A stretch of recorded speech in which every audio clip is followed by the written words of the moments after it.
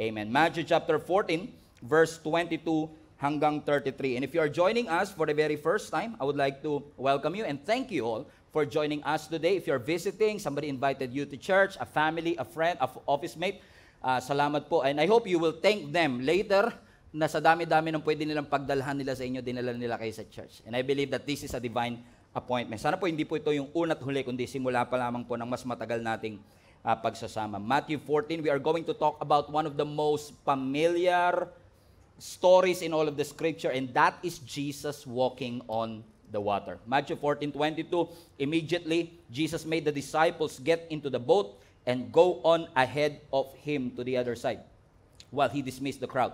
After he had dismissed them, he went on a mountainside by himself to pray. Later that night, he was there, Jesus, alone. But the ship wherein the disciples were was now in the midst of the sea, tossed with waves, for the wind was contrary. Shortly before dawn, Jesus went out to them, walking on the lake. Not swimming, walking on the lake. Swimming? No. Walking on the lake. When the disciples saw him walking on the lake, they were terrified. It's a ghost, they said, and cried out in fear. But Jesus immediately said to them, Jesus is alive, come on now, but take courage, it is I, don't be afraid. Sabihin nyo nga sa katabi nyo yan, take courage, it is the Lord, don't be afraid. And Peter replied, Lord, if it is you, tell me to come to you on the water. Come, Jesus said. Then Peter got down out of the boat, walked on the water, and came toward Jesus. But when he saw the wind, he was afraid, and beginning to sink, he cried out, Lord, save me. So immediately Jesus reached out his hand and caught him. You of little faith, he said, why did you doubt? And when they climbed into the boat, the wind died down. Then those who were in the boat worshiped Jesus, and they said, truly, you are the Son of God. Pinamagatan po natin ang mensaheng ito. By the way, this message is the message on all our mission stations as well. We are going to talk about overthinking obedience. Overthinking obedience. Isa sa pinaka-exciting po sa ating buhay Kristiyano ay yung maniwala tayo sa mga imposibleng bagay.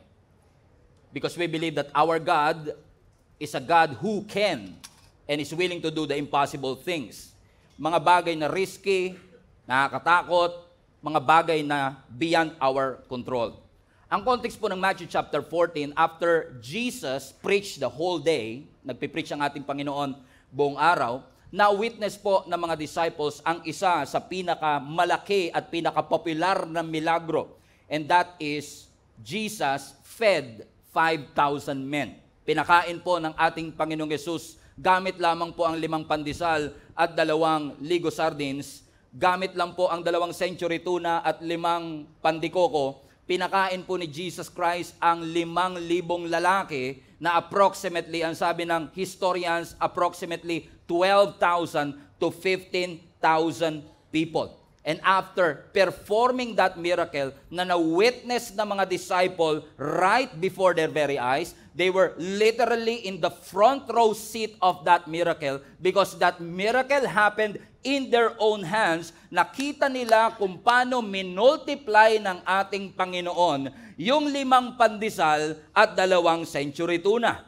And after that massive miracle, the Bible says in verse 22, immediately, Jesus made, highlight this part, Jesus made the disciples get into the boat and go on ahead of him. Why? Because while he was dismissing the crowd, pinauna po ng ating Panginoong Yesus ang mga disciple, pero hindi lang basta pinauna, ang sabi ng scripture, Jesus compelled them. That's the Greek word. Kinompel, pinilit, kinonvince ng ating Panginoong Yesus itong mga disciples na ito na sumakay ng bangka at tumawid sa kabilang isla.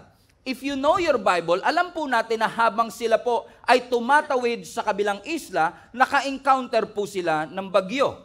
So think about it. Alam ni Jesus Christ na dadaan sila sa bagyo, pero pinilit pa rin sila. Kinumpel pa rin sila ng ating Panginoon na sumakay ng bangka tumawid papunta sa kabilang dako. Bakit to? Hindi kasi porket binabagyo ang buhay, labas ka sa kalooban ng Diyos. Minsan, the fact that you are encountering a storm is a tell signs na tayo po ay nasa kalooban ng ating Panginoon.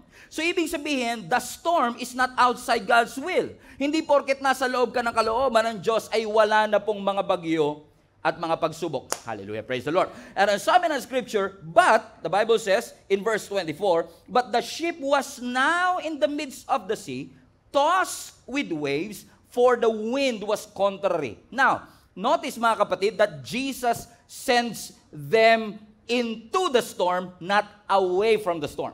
Sinugo sila ng ating Panginoong Yesus, kaharap ang bagyo, hindi palayo sa bagyo. If you know what I'm saying. Dahil sabi ng Bible sa verse 23, sila ngayon ay nasa gitna ng dagat, tossed by the waves, inaanod ang kanilang bangka, for the wind was contrary. Now, marami mga stories na nagsasabi that at this point, sila po ay 7 kilometers away from the shore already.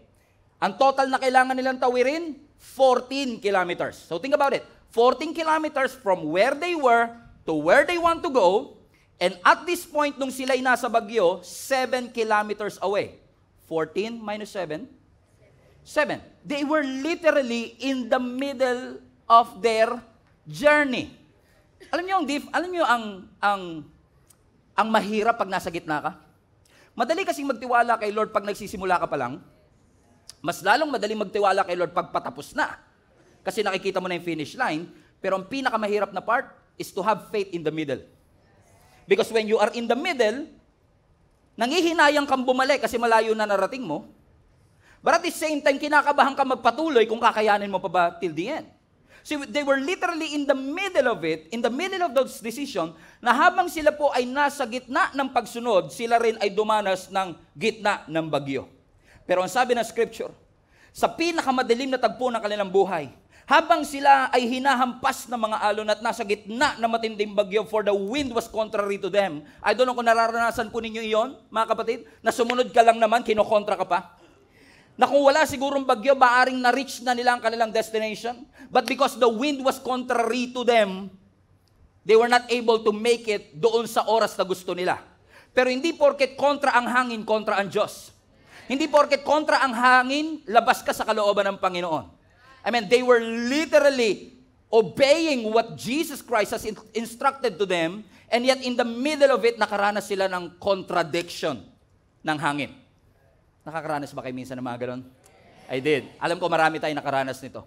But watch this. In the middle of the darkest hour, sa gitna ng kanilang struggle, sa gitna ng kanilang pagdurusa, sa gitna ng kanilang hirap, ang sabi ng Scripture sa verse 25, shortly before dawn, malapit ng magbukang liwayway, Jesus went out to them.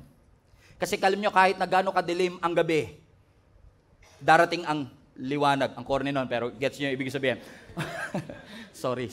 Masyadong corny. Okay, shortly before dawn, sorry, nililipad yung papel ko kasi old school ako ngayon, walang iPad eh. Intermediate pad muna. iPad.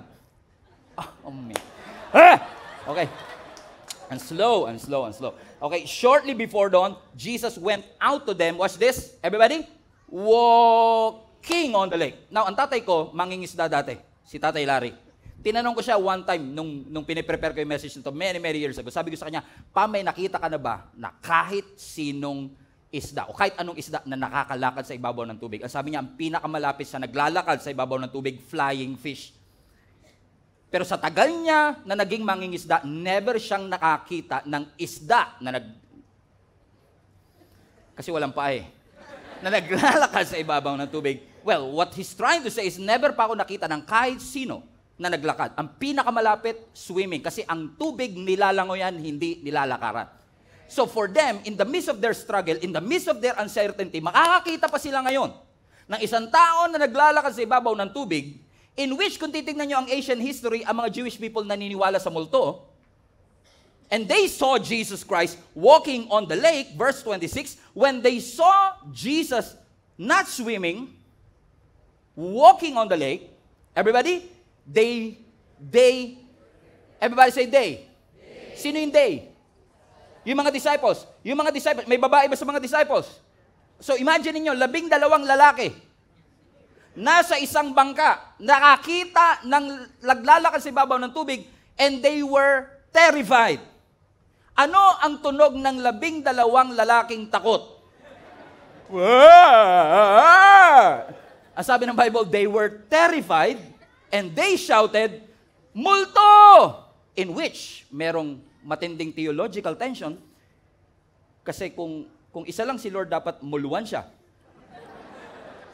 Pag dalawa, multo. Pag tatlo, multri. Mulpor. Okay? Well, honestly, yung mga ancient Jewish people, naniniwala sila sa multo. So, pinagkamalan nila. Tignan nyo yung rescue, pinagkakamalan mong multo minsan. Na minsan yung rescue, pinagkakamalan mong kalaban. Yung nag-correct sa'yo, pili mo, kontrabida sa'yo. Come on now. Humihingi ka ng tulong ng tinulungan ka. Multo!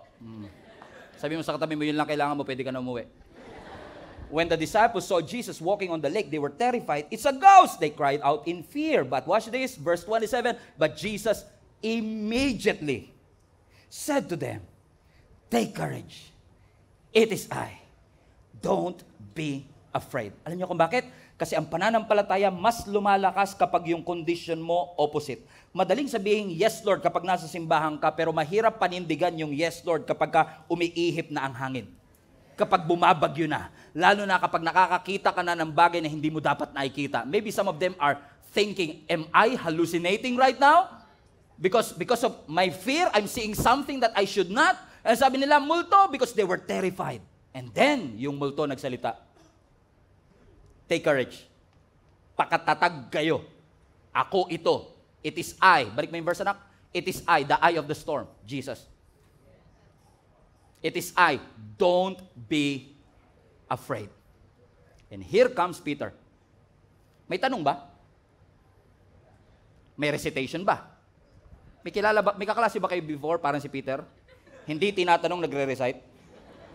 And look at this.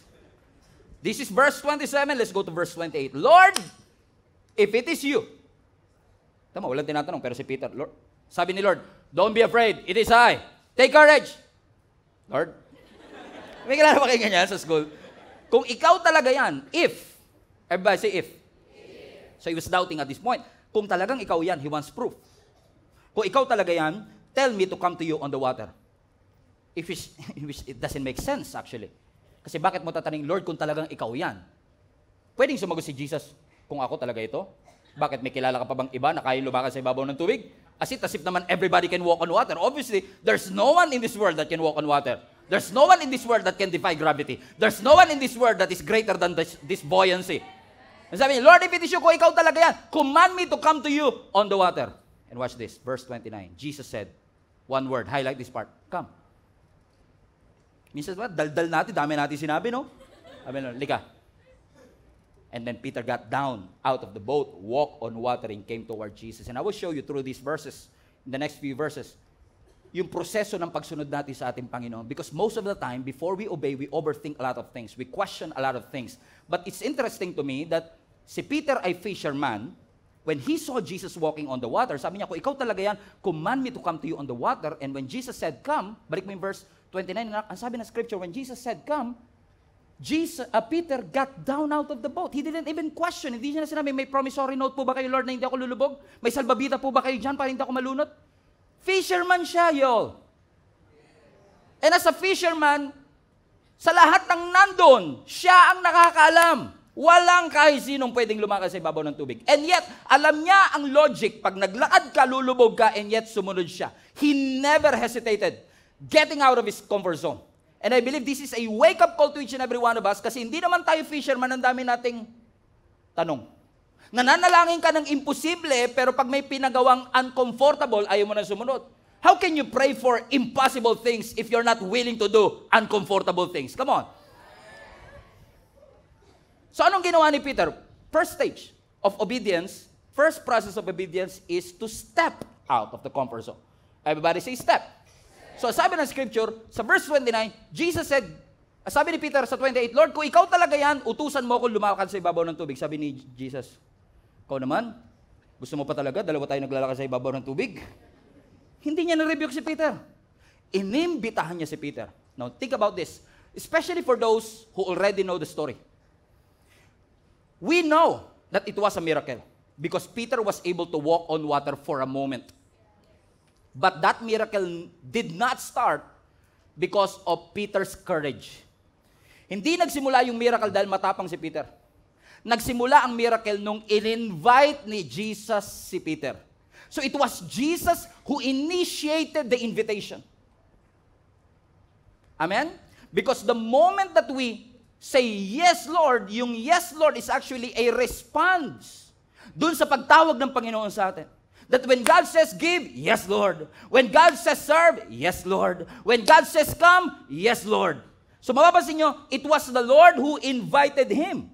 So before even Peter take that step of faith, so to speak, narinig niya muna ang boses ng Panginoon.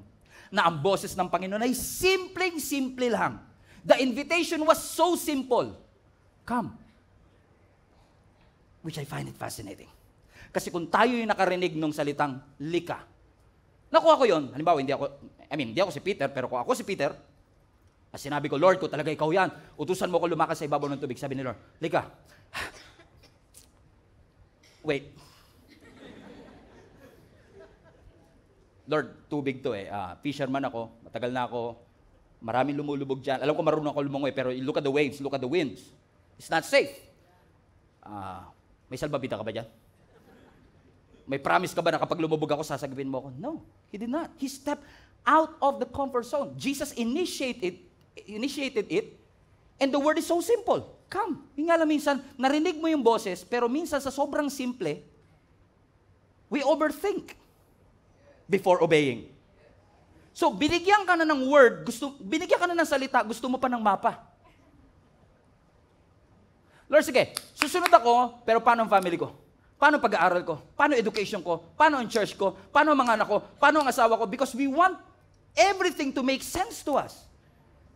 Na minsan, ang simpleng solution lang is to get out of our comfort zone, to step out, and yet before we step out, we overthink a lot of things. What if bumagsak ako? What if mag-fail to? Diyos ba talaga nagsasalita rito? Do I have the resources to make it to the other side? Because most of the time, we try to make sense everything instead of obeying it first. Binigyan ka ng word, gusto mo ng mapa, sabi ng Panginoon, come. Because we want, Lord, ang liwanag ng calling mo, pero sa calculation ko, sa speculation ko, hindi yata safe, hindi sure, hindi secure. Bago ko humakbang, I want assurance. Bago ko humakbang, I want insurance. Na supposedly, ang maganda sana, when Jesus said, come, you move. But unfortunately, what we do is this. When Jesus said, come, we want to ask, penging signs. We want to ask for signs first before we move. Parang napakamasunurin ng mga tao nandito, no? Now, think about it. Bakit si Peter napakabilis niya pong sumunod? Bakit po si Peter napakabilis niyang sumunod? I submit to you, Peter never questioned because Peter was familiar with the voice of the Lord. He was so familiar with His voice. Na sinabi niya, Lord, if it is you, command me to come to you on the water. Sinabi lang ni Lord, come. Hindi niya sinabi, ako ito, yung kasama niyo kahapon, yung nag-provide na pinadami ko yung tinapay. Sige pa, Lord, sige. May 2 valid IDs ka ba dyan? Pero ang proof. Because madalas, gusto natin ng pruweba mula sa ating Panginoon. Na minsan, Diyos na lang, hinihinga mo pa ng 2 valid IDs. Para lang malaman mo, ikaw ba talaga yan, Panginoon? But Peter never did that. You know why? Because he's so familiar with the voice of the Lord, na minsan, na-realize ko mga kapatid while reading this, na marami po sa atin, hindi natin pinagdududahan ng boses ng Panginoon. Alam mong Diyos ang nagsalita, yun nga lang yung sinabi niya, ino-overanalyze mo pa. Many of the Christians nowadays, we don't have a struggle knowing ano ang boses ng Lord. You know it's the Lord who says forgive. You know it is the Lord who says support that person. Alam mong si Lord na nagsabi sa iyo, mag-serve ka. Alam mong si Lord na nagsabi sa iyo, umating ka sa growth track na yan. Alam mong si Lord na nagsabi sa iyo, join the link up group, but we want to make sense to it. Lord, tsaka na pag na-clear na po yung schedule ko. Lord, tsaka pag ready na po ako, tsaka ko na gagawin. Because we want to make sense of it. Naintindihan naman ako ng ating Panginoon. So you overanalyze the command, kaya sinasabi mo lang, hindi ko yata naintindihan yung utos ni Lord. One word lang, come. And most of the time, sabi mo sa katabi yung fasten your seatbelt. Parang hindi nyo sinabi, Sabi mo lang sa sarili mo, Stephen, fasten your seatbelt. Wag natin pong sasabihin na hindi natin naiintindihan ng utos, naintindihan natin ang utos. Masyado mo lang binavalue yung comfort zone mo. Kaya ayaw mo mag-step out of your comfort zone. Overthinking your obedience is delaying your obedience. And delayed obedience is still disobedience. And every time we delay our obedience, you delay your miracle. Every time you delay your obedience, you delay your breakthrough. Masyadong excited na marahil ang Panginoon, iparanas sa iyo yung mga bagay na gusto niya, iparanas, pero mas nananaig yung overthinking. Sasabihin niya, Lord, susunod ako pag na-explain mo. Mangako ka muna, susunod ako. What if mali ako? What if hindi Diyos to? What if I fail? Because gusto natin ng senyales bago tayo humakbang. Gusto natin ng detalye bago tayo magdesisyon. Gusto natin ng guarantee bago tayo sumunod. Gusto pa natin mag-present si Lord ng PowerPoint presentation, ng cost-benefit analysis. Before we step out of our comfort zone, Pastor, hindi ko naman hinihindihan ng Panginoon. I'm not saying to the Lord, no. I'm just saying not now. And not now is still disobedience. Why? Because you love your career so much? Why? Because you love your pride so much? You love your comfort zone so much that you are not willing to step out of the comfort zone. Tsaka na, Pastor, hahakbang na lang ako palabas pag tumila na yung ulan. So that's not faith. It's comfort. Faith doesn't wait for perfect conditions bago sumunod. Ang pananampalataya hindi nag-aantay na mabago muna ang panahon bago siya sumunod. Ang pananampalataya hindi nag-aantay ng resources bago siya sumunod. Ang kailangan niya lang word. God is not commanding you to walk on the water. He is commanding you to walk on His word. And when you walk on His word, you obviously can walk on water.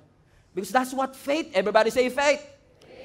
Amen? Hindi na tayo mag-aantay. Kailan ihinto ang bagyong ito para makahakbang na ako? Ang tunay na pananampalataya, sumusunod ka kahit umuulan pa. Sumusunod ka kahit may nakikita kang bagyo. Sumusunod ka kahit ang taas-taas ng alon. Why? Because your faith speaks louder than your doubt. Faith speaks louder than your unbelief. Ang sabi nga po ng Ecclesiastes, ang mga farmer, hindi nag-aantay ng perfect weather bago magtanim.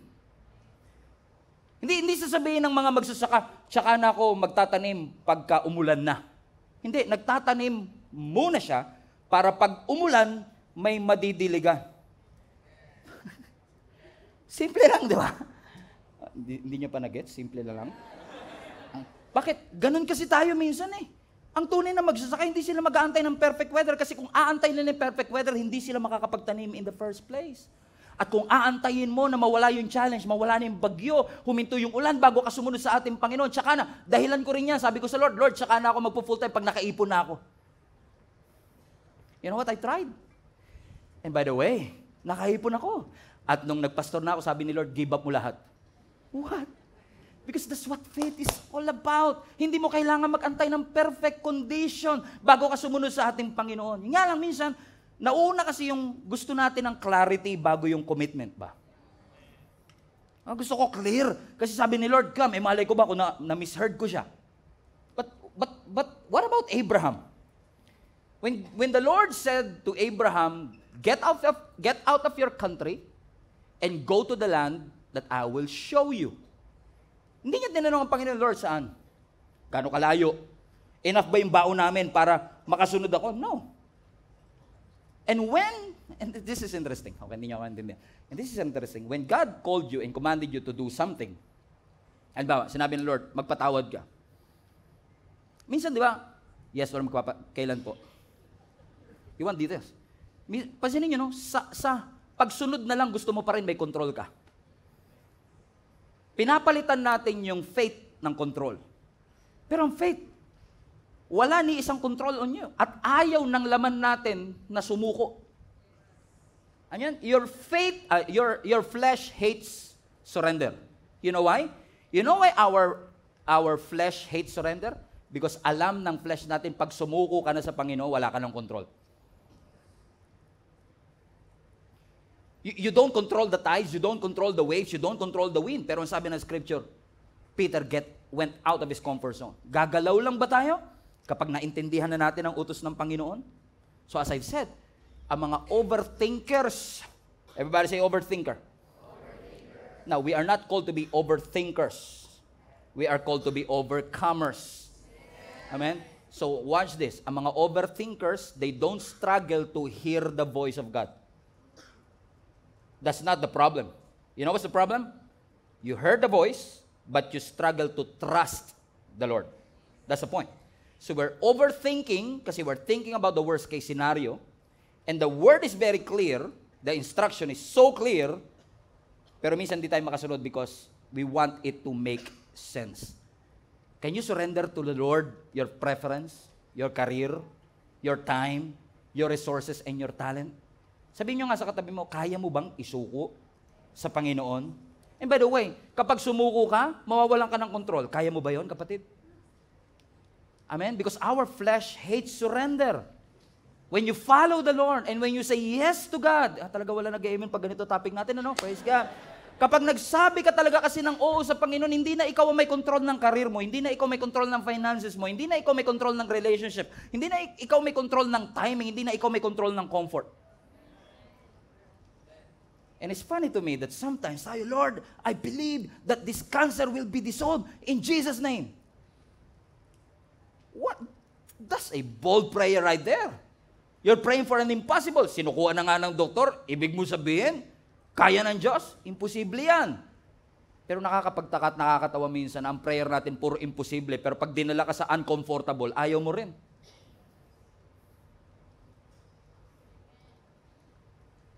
Yung mga nanonood online ngayon, kung alam nyo kung gaano katahimik dito sa room na ito, mas maingay pa kayo sa comment section kaysa sa mga nandito today. Amen? Naintindihan ko kasi nandyan din po ako sa lugar ninyo. Hindi naman ako magpapaka-hipokrito kasi syempre, 'di ba? Lalo ako logical ako mag-isip eh. I'm not I want to rationalize everything, no? Pero hindi naman kasi porket nananampalataya ka kay Lord, bawal ka na mag-isip. Pero yun nga lang kasi pag pinairal mo logic mo, sasabog na isip mo, hindi mo pa rin maisip eh. Kasi ang isip natin nagde-demand ng explanation. Hindi lang si Piolo 'yan. I demand an explanation, sabi ni Piolo, di ba? Naalala niyo yan? Hindi lang si Piolo nagdedemand ng explanation. Di ba? Pati isip natin nagdedemand. Teka, lalakad ka dyan sa ibabaw ng tubig. Fisherman ka, Peter. Remember, you've never seen anybody walk on water. Yung reasoning. E sa totoo lang, when we obey, ang pinakamatinding struggle natin ay hindi yung narinig ko ba ang boses ng Lord? Ang pinakamatinding struggle ng mananampalataya, paano ko papatahimikin ang lahat ng logic and reasoning na nasa isip ko? Kasi sasabog na isip ko, hindi pa rin ako makahanap ng explanation. Na para bang, you want to make sense of everything. You want to control everything. Gusto mo, ikaw ang nakaka-predict ng outcome, nakaka-manage ng outcome. You don't want to lose something in your life. Ayaw mo mawala yung reputasyon mo. Ayaw mo mawala yung pera mo, yung comfort mo. You're still controlled by your past. Hindi ka maka-move on doon na dahil dati nasaktan ka, ngayon hirap ka magtiwala. Mga lalaki, pare-pareho lang talaga yun sila. Hindi naman. Hindi naman lahat, okay? Pero dahil sa nakaraan natin, ganun na naging conclusion natin. So we want clarity to the Lord. Sabi ng Lord, kailangan ko ng clarity, kailangan ko ng kaliwanagan. Pero sabi ng Lord sa Proverbs chapter 3 verse 5, trust the Lord with all your heart and lean not on your own understanding. You want clarity? The word is so clear. Come. Simple lang. Pero walang details. Alam niyo po kung bakit? Kasi pag binigay ng Lord yung details, hindi ka susunod. I am celebrating my 12th anniversary as the pastor of this church. Ngayong buwan. Alam niyo po ba, kung pinakita na ni Lord kayo, noong 2013, sabi ko, Lord, sige, susunod na ako, pengin details, pakita niyo naman po mangyayari after 12 years. Pinakita kayo, hindi ako nagsabi ng oo nun. Hindi dahil hindi ko kayo mahal. It's just that I don't think I can do this. I don't think I have what it takes. Back then. Now, I still don't have what it takes. But I have my God. Mas kaya kong magtiwala ngayon sa Panginoon because I've seen God move through the years. I've seen God move through thick and thin, through highs and lows, through mountaintop and valley experience, through wow days and out days. God has been faithful to me. That's why we can say yes without clarity. Nga lang, katabi mo tayo. Sige, sabi ng Lord, maglingkod ka. Sige, Pagpe-pray ko po. Wait lang po, Lord. Sabi natin, antay ka lang, darating din tayo dyan. Oh, mag-serve ka na. Huwag ka magalala, nag-aantay lang ako tamang timing. Hingin ko lang yung opinion ni Lord, ha? You want to pray about it, wait about, are you really waiting? Or are you really avoiding? Hindi ka naman yata nag-aantay eh. Iniiwasan mo yung pagsasalita ng Panginoon, yung utos ng Panginoon sa'yo. Ibig ba sabihin, Pastor, hindi na natin kailangan magpa-confirm kay Lord? Oo naman. Tama, dapat may confirmation. Pero wag natin gagamitin yung prayer para maging excuse na ma-postpone natin yung pagsunod. Kunyari ka pa nagpipray, pagpipray ko, hindi mo naman pinagpipray. Ang milagro, darating yan pag humakbang ka na. Doon, naalala niyo yung 10 ketongin, 10 lepers? Amen? Lagi silang outcast, malayo sila sa mga tao, na-encounter nila si Jesus Christ. For many years, walang pumapansin sa kanila. For many years, iniiwasan sila ng mga tao. Wala silang connection sa kanilang mga pamilya, and then Jesus came. Alam niyo, pag dumating talaga si Jesus, ang daming nagbabago, no? Ano yung sabi ng Bible? Nung lumapit yung 10 leper, sabi ni Jesus, all of you, go show yourselves to the priest. Meaning, magpadeklara kayo doon sa mga priest na malinis na kayo. Pwede sabihin ng mga ketongin, ano ba to? AI ba to? Am I not seeing anything? Lord, gusto mong pumunta kami sa priest. Kasi yung priest, Lord, i-declare niya kaming malinis. Pag nakita niyang malinis, malinis ba? No, they didn't even ask questions. Ang sabi ng scripture, they went. Ano sabi ng Bible? Bible readers, come on. And as they went, they were cleansed. The moment hinakbang nila ang paa nila, luminis sila. So kung hindi mo ihahakbang, hindi ka lilinis. Kung hindi mo ihahakbang, hindi mo makikita yung milagro. The same principle in the Old Testament, remember? Sa Old Testament, patawid sila ng promised land. Ang nagsiseparate sa kanila from wilderness to the promised land. So diba, Egypt, wilderness, promised land. You know what separates the wilderness to the promised land? Jordan River. Joshua chapter 5. You remember that story? Sabi ng scripture sa Joshua chapter 5, they were about, kitang-kita na nila yung promised land, pero may nagsiseparate, Jordan River. So they have to overcome the Jordan River first before they will be able to experience the miracle. So it was the Jordan River that separates them from their breakthrough. It was the Jordan River who separates them from their answered prayers. And you know what God said? Sabi ng Lord, cross. Tumawid kayo. Read your Bible. Ang sabi ng scripture, nung time na pinapatawid sila ni Lord, baha sa Jordan River. High tide sa Jordan River. In essence, okay, hindi nyo mag-gets. Ibig sabihin, hindi ito yung tamang timing para tumawid. Pwede na sabihin, 40 years naman na tayo magpaikot-ikot. Ano ba naman yung isang araw? Magantay na lang tayo. Ba't kailangan pa natin mabasa, di ba? But when God says go, you go. Ano sabi ng Bible? The moment na tinapak nila yung paa nila sa Jordan River, huminto yung flow ng tubig. So hindi nila mararanasan yung breakthrough kung hindi sila hahakbang. Di ko alam sino kinakausap ng Lord. Feeling ko sabi ni Lord, 3 lang daw eh. Mga nasa unahan yata. Pinapasabi ng Panginoon sa atin, ang nagsiseparate sa'yo sa breakthrough, yung pagsunod mo na yan. Yung pag-step out mo ng yung comfort zone. You know, it was the voice. There's no doubt. Boses ng Lord yung narinig mo. Ngayon, you try to make it sense of it. Gusto nyo pa ng maraming signs. Gusto ko pa ng maraming signs. So when God says, come!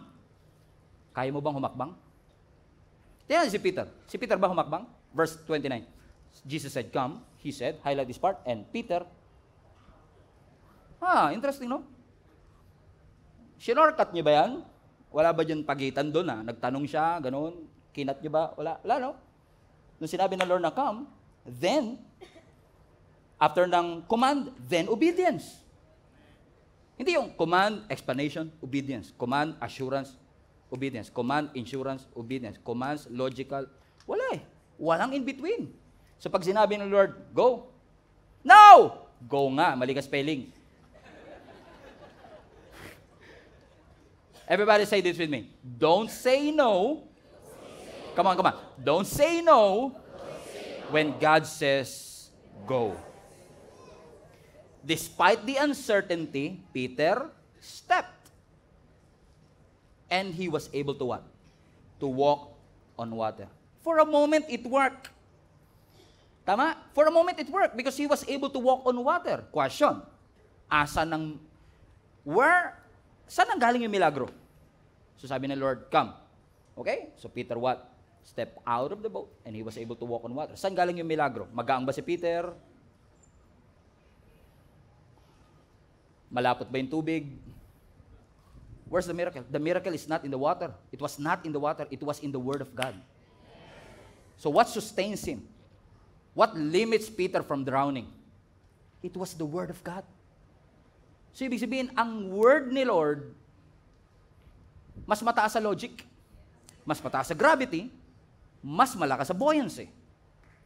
So if you try to make sense of it, because, Lord, you don't know, hindi ba kayo nakati ng science, diba? May gravity, may buoyancy. It doesn't make sense. But the Bible says Peter immediately went out of the boat because your capacity, your ability rather, to walk on the water is determined by your ability to obey. Kung hindi ka susunod, hindi mo magagawa yung bagay na milagrong mararanasan. Marami tayong nararanasang mga bagay at nagagawang mga bagay na kung hindi ka tutulungan ng Lord, alam mong hindi mo kaya siya on your own. This one, I don't think I can do this on my own. But because the Lord is with me, I'm able to do it. It was the Lord who supplied words into my mouth. It was the Lord who supplied these revelations to me. So kung ako lang, hindi ko kaya. Kung ikaw lang, hindi mo kaya. Buti na lang hindi tayo nag-iisa. Marami kasi sa atin, nalulunod na tayo, kaka-overthink natin, kailangan natin details. I want more information before you step into your destiny. Remember what Jesus said? We live by faith, not by sight. You know what the Bible says in Proverbs 3? Trust the Lord with all your heart and lean not on your own understanding. Ano sinagot ng Lord kay Gideon? Ano sinasabi niya, mahina ako? Ano sabi ng Lord? Go in the strength that you have. So may assurance kasi may word. Ang sabi ng logic mo, lulubog ka. Ang sabi ng pananampalataya, makakalakad ka. So ano nangyari? Humakbang si Peter and he was able to walk on water. Pambihira. Palpakan naman natin si Lord doon. Gabong na si Lord. So here you go. Sabi ng Bible, he was able to walk on water. Di ko alam kung gewang-gewang siya. But I don't know. Tatanungin niyo kung paano nangyari. Hindi kung alam ko kung paano nangyari, ako si Lord. Di naman ako si Lord eh. So we don't know how did it happen, but we know it happened. So Peter was able to walk on water. Pero, only for a moment. Only for a while. Ano sabi ng Bible? Diba? When he saw the wind. Let's go to verse 30. So habang si Peter naglalakad, verse 30, but when he saw the wind, when he saw the wind, he saw the wind. I cannot see the wind, but I can feel the wind, I can smell the wind. I cannot see the wind. Maybe, actually, the other translations told us that he saw the effects of the wind. Ano effects ng hangin? May alon, no? May bagyo. When he saw the wind, he was afraid. And highlight this part, and beginning to sink. Wag mo tatanggalin na ka. Beginning to sink? May beginning ba yung sink? Beginning. Naalala ko nung 7 years old ako. Alam niyo diyan sa may Malabon, may palaisdaan diyan na resort dati. Naalala niyo pa ba yun? Hindi niyo alam yun? Ang dami niyo na-miss sa buhay niyo. Hindi niyo alam sa may malapit sa Katmon, di ba? Meron diyan palaisdaan dati. Alam niyo dati, madalas nagpupunta diyan yung church. So Sunday school pa ako, madalas kami nag-outing diyan. Muntik na ako malunod diyan. Muntik nang matapos ang buhay ko diyan sa palaisdaan na yan eh. Kasi alam niyo, diyan meron diyan pambata, di ba? Tsaka pang matanda. So, nung time na yun, I think outing ng church yun, sinama ako ni Nanay Sita ng pamilya namin. Sinama niya ako doon sa malalim. Pero di ba may hagdan pa yun, so may mababaw muna bago yung actual na lalim. So nakaupo lang ako doon, chilling, curious yung isip ko. Sabi ko, ba't sila nagsiswimming? Ako nakaupo lang. Ang tubig, nilalango yan, hindi inuupuan. Alam mo, curiosity ng 7-year-old Stephen, bumaba ako. At alam nyo, nung bumaba ako, Wala akong kamalay-malay na lulunod na pala ako. Kasi hindi ako katulad ng iba nagpapanik pag lulubog na. Gusto ko at least kung mamamatay man ako, naka-poise pa rin ako gano'n. Ano sabihin? So, I still remember nung lumulubog na ako, hanggang ngayon nakikita ko pa rin sa imagination ko yung nakita ko na nakaganon ako, yung half ng kamay ko nakalubog, tapos yung half ng kamay ko nakalutang. Hindi ako sumisigaw, hindi ako help! Tulungan niyo ako! Because alam niyo, pag lumubog ka, hindi ka na makakatawag ng help. Tingnan niyo to, beginning to sing, he cried out, Lord, save me! Kung ako yon, Lord, lubog ka na kagad. Wala nang save me. Tapos na. Yung Lord na, hindi mo na matatapos. Lord, lubog ka na kagad. Maybe, siguro dahil fisherman siya. But I guess it has something to do with a lesson that God wants for us to learn. That He will never allow you to drown before His presence. He will never allow you to be drowned before His presence. So sabi ng scripture, when He stepped out into the outside the comfort zone, He stepped out of the boat. Hindi porket sumunod ka, straight line ng obedience. Sink, number 2. Sink will come. So, he stepped out, and then he sink. Question, lumubog po ba si Peter? Not a trick question. Lumubog po ba si Peter? O, hindi siya nalunod, lumubog siya. Lumubog po ba si Peter? Ano nagpalubog sa kanya? Bagyo ba nagpalubog sa kanya? Hangin ba nagpalubog sa kanya? Alon ba nagpalubog sa kanya? Gravity ba nagpalubog sa kanya? Mababang buoyancy ba nagpalubog sa kanya? No. Balik mo yung verse. Balik mo yung verse. Bagyo ba nagpalubog sa kanya? Verse 13 na. Bagyo ba nagpalubog sa kanya? Hangin ba nagpalubog sa kanya? Buoyancy? Ano nagpalubog sa kanya? Sight. Hindi takot. Yung takot, dumating pagkatapos niyang makita. So it was not fear. It was sight. Hindi siya pinalubog ng bagyo, pinalubog siya ng kanyang mata. Kasi nga, kaya walk by faith, not by sight. Because when you depend on what you saw, lulubog ka talaga. Naalala niyo noon, nung kayo'y nag-step out of the comfort zone din, ang tapang-tapang mo noon. Sabi mo kay Lord, Lord, patay kong patay, maglilikod hanggang wakas. Alam mo kung bakit? Kasi yung mata mo na kay Jesus lang noon eh. Yung mata mo na sa pangako ng Diyos. Di bale, tanggalin mo na anak. Di bale hindi ako makakain. Basta may word of God. Naalala mo yun? Kahit walang pang-merienda, asan yung kanina nag-testify? Pang-merienda lang daw habol niya sa church. Ikaw, di ba? Kahit walang pang-merienda, asa si Nicole? Sabi mo, kahit walang merienda, aatin ako ng church. Hindi mahalaga sa akin yung pera-pera na yan. The Lord will provide. Alam mo kung bakit bulag ka dahil sa pagsunod mo? Talaga yung pagsunod mo, focus kay Lord. And then tumagal ka. Nung tumagal ka, napansin mo, nakapaglingkod ka naman for a while eh. 1 year.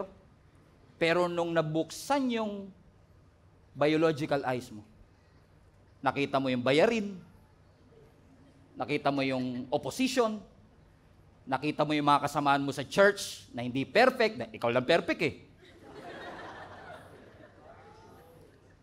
Yung mga kasamahan mo na hindi seryoso, kasi ikaw lang seryoso eh. Sana all. When you start to open your eyes to see these things, now, your heart is filled with what? Fear. It will not end right. Di ba, ang barko hindi lumulubog dahil sa tubig na nasa labas. Ang barko lumulubog pag yung tubig pumasok sa loob. Ang tao, hindi siya lumulubog dahil sa mga problemang nasa labas. Dati nang may problema, hindi ka lang nakatingin dun. Kaya siya ngayon nakakapagpalubog na sa'yo kasi yun na yung tinignan mo, nawala na yung focus mo kay Lord. So kung mapapansin nyo, parehong dagat na nilakaran niya, kinatakutan niya.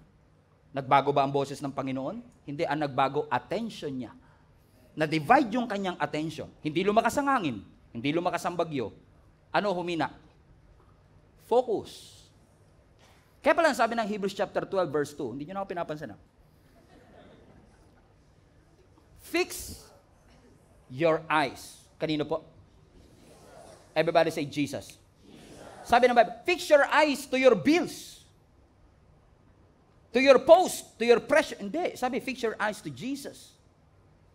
Because just like Peter, nagsimula kang malakas, you step out in faith, but when you start noticing bills, pressure, deadline, expectation, dati nang may expectation, dati nang may temptation, dati nang may opinion, dati nang may distraction, nandun na yun.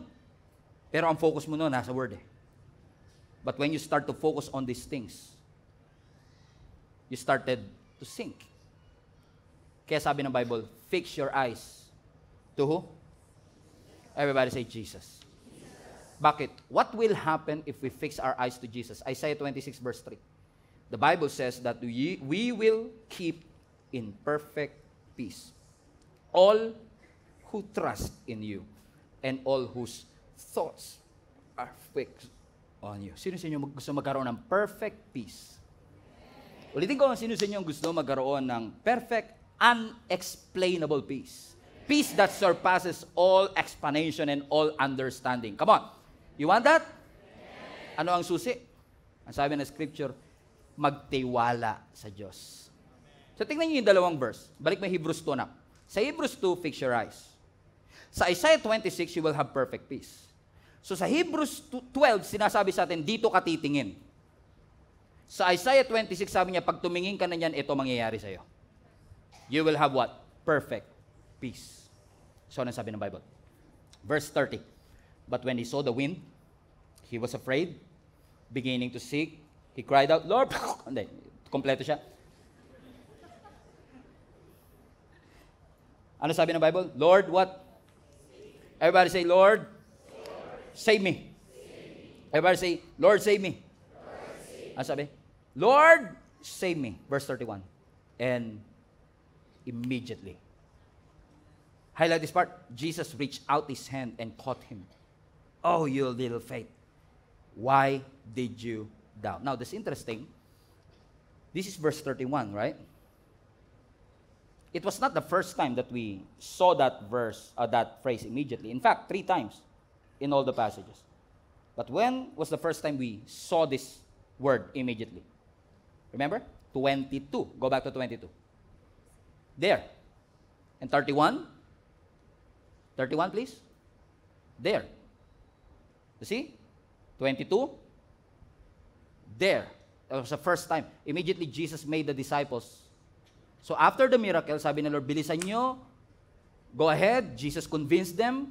Jesus, in essence, asked them to obey. Nga lang, nung sumunod na si Peter, binagyo sila. Nung lumakad siya sa tubig, lumubog siya. Pero ano sabi ng Bible? Verse 31. But immediately, highlight this part, Jesus reached out his hand and caught him. Ano nyo kung bakit? Kasi kung hindi mo dinelay ang pagsunod, hindi rin ni Lord i-delay ang pag-rescue. Because immediate ang obedience, immediate din ang pagliligtas ng ating Panginoon. Bakit? Your faith will fail. You will fail. But God will never fail. I trust in God, my Savior, the one who will never fail. Everybody? He will never fail.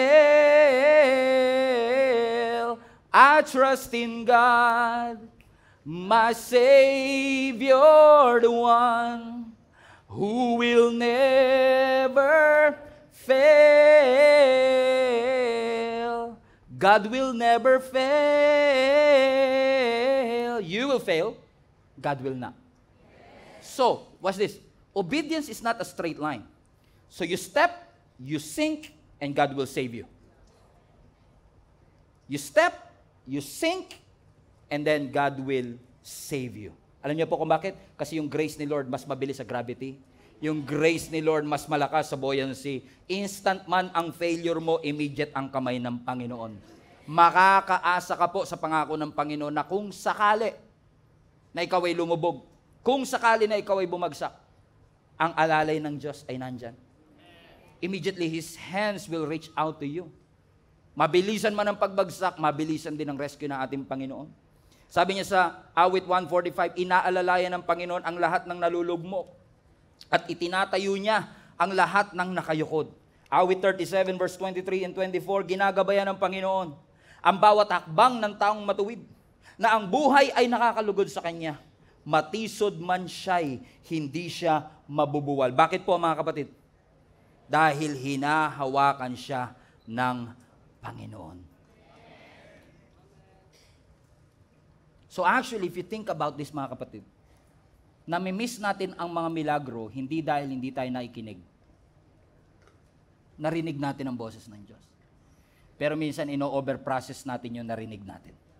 Ang obedience, hindi requirement ang full understanding sa obedience. Ang requirement, full surrender. Are you willing to surrender your life to God? And maybe, just maybe kaya tayo lumulubog. Maybe kaya ang pananampalataya natin ang ihina. Maybe kaya ang relasyon natin sa Panginoon ay nanlalamig because we are thinking too much. We try to make sense of everything. Ina-analyze natin lahat ng alon, mini-make sense natin, mini-measure natin lahat ng risk, ini-entertain natin lahat ng mga what if. But obedience is a process. You step, sometimes you sink, and the moment you sink, God will save you. So when Jesus said, come, you come. Because He promised you, He will never leave you, and He will never what? Forsake you. So balik mo yung verse 31. Immediately, Jesus reached out His hand and caught him. And sabi ni Jesus, "Oh, you of little faith, why did you doubt?" And then verse 32, 2 verses more. Now we'll close with this, 32. And when they climbed into the boat, the wind died down. Did you see it? Okay. Let's go back to verse 31. Immediately, Jesus reached out His hand, caught him. "Oh, you of little faith, why did you doubt?" Verse 32. And when they climbed into the boat, you see it? One more. Immediately, Jesus reached out His hand. "You of little faith, why did you doubt?" Verse 32. You see it? Okay, let me illustrate para mas maintindihan nyo. So, bumabagyo. Nakita nila, multo! Ang sabi ni Jesus, "Take courage, it is I, don't be afraid. Lord, if it is you, command me to come to you on the water." Jesus said, "Come." Sabi ng Bible, si Peter, he went out. He walked for a while. He sank. Verse 31. Immediately, he reached out his hand. "Oh, you little faith, why did you doubt?" And watch this. Verse 33, when they climbed. Asan yung 33? Yung 33 nandito na. When they climbed. So what happened in between? Between the rescue and the climbing, what happened there? Interesting, isn't it? Okay. You see it now? Okay. So, sabi niya, sabi ni Jesus, He stretched out His hand, "Why did you doubt, all little faith?" So, my question is this, how were they able to go back? Paano sila nakabalik? I mean, lumubog si Peter, right? Kinarga ba niya si Peter? Pabalik? Magkaakbay ba sila? So, naglalakad ulit si Peter? O si Peter bumuhat kay Jesus? We don't know. Hindi natin alam kung ano nangyari. But it's very interesting, kasi sabi ng Bible, they went, balik mo yung verse 32. Verse 32, they climbed the boat, and when they climbed the boat, the wind stopped. Bakit? The test is over. It's done. This is interesting. Verse 33. So, after the wind died down, those who were in the boat, ay, may iba pa palang karakter. Nakalimutan natin, may iba pa nga palang karakter. Sino nga pala ibang karakter?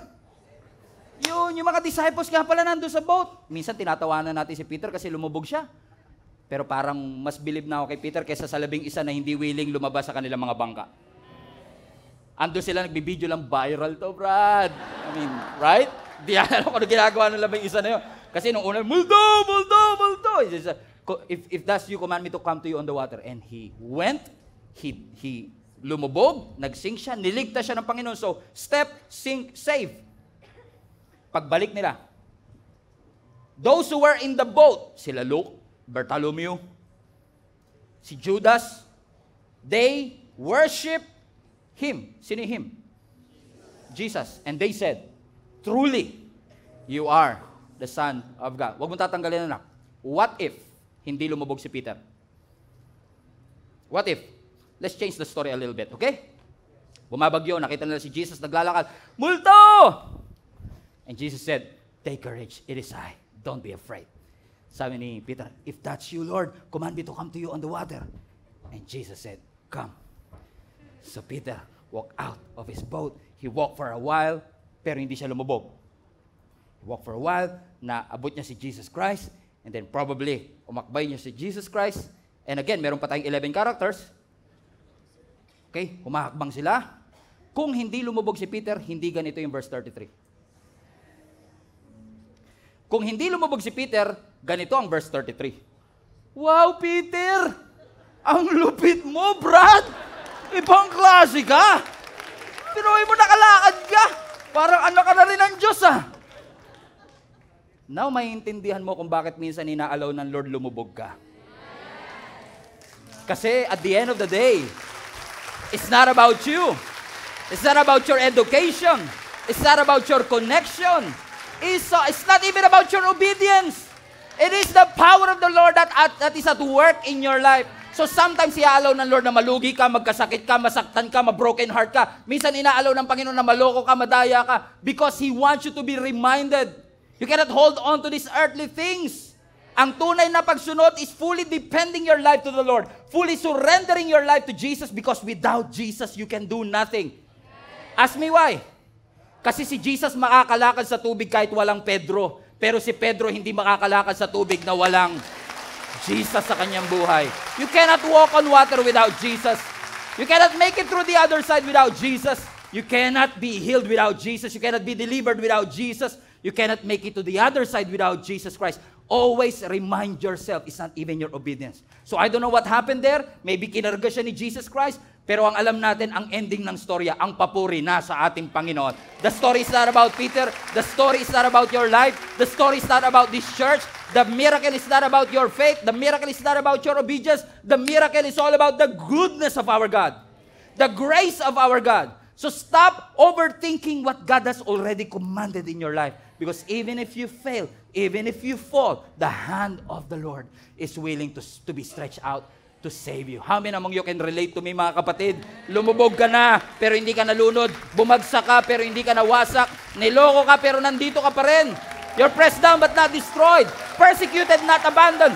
Struck down but not destroyed. Why? It is the hand of the Lord that is in your life.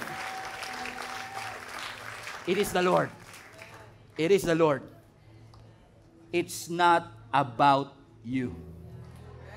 It's all about Jesus.